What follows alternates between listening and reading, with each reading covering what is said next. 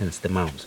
All these other termites that can actually digest or break down cellulose, they don't need the mound because they can actually chew the thing and make use of it. So you don't need this mound to regulate temperature and make sure the constant sort of environment required for this fungi to grow. I mean, if any of you have tried growing fungi or mushrooms, it's not an easy one. You need the right light, the right humidity, the right everything.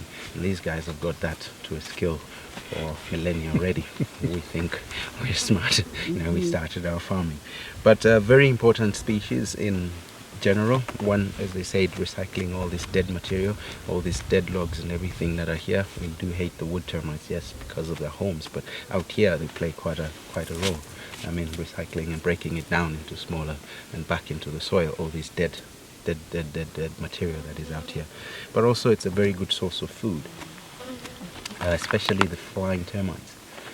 For humans, I'm looking at now. The flying termites are full of fat and protein, and I grew up eating a lot of these termites.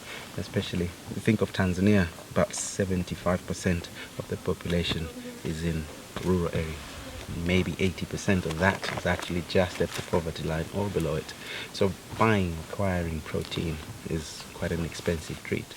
So usually this comes for free just after the rains. Kids run out and catch them. Some eat them raw, some just put them in a pan. They've got their own oil. You can just fry them to this crispy thing, and it's a good source of protein and fat for most communities.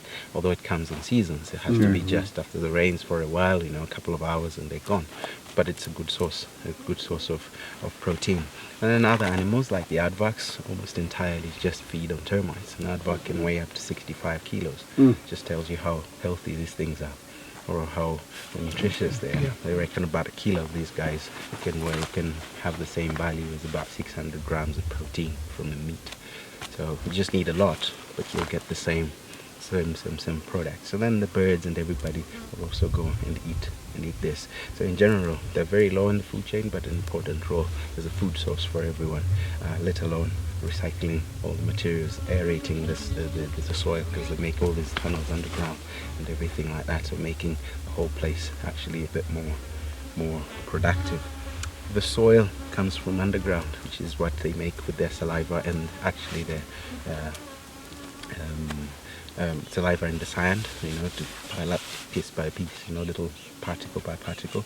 But coming from underground is also rich in minerals.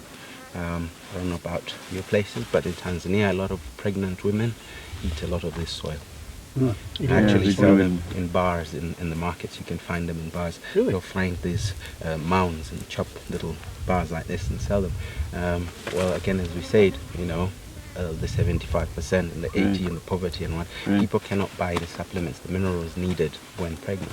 So they get them naturally, either from the soil, or they would eat raw stuff like mangoes or charcoal, things like that. So those urges they get as females mostly is from these mounds. If you urge soil, it is the mound, the termite mound soil that they come. Women in the South, there's also poverty. There's soil there that they eat when they're pregnant.